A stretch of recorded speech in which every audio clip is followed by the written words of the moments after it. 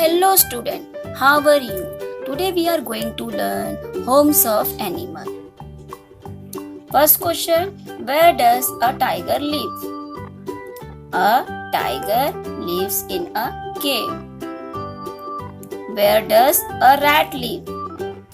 A rat lives in a hole. Where does a lion live? A lion lives in a den. Where does a dog live? A dog lives in a kennel. Where does a bird live? A bird lives in a nest.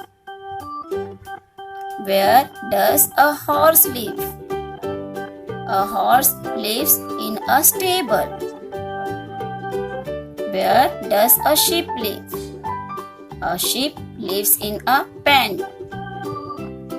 Where does a hen live?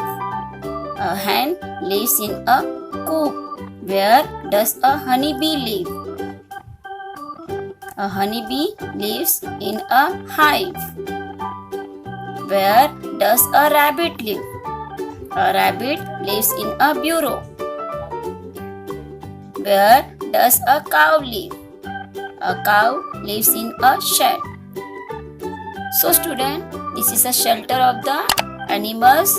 Where does they live? Student, from this video you can learn homes of animal. Thanks for watching.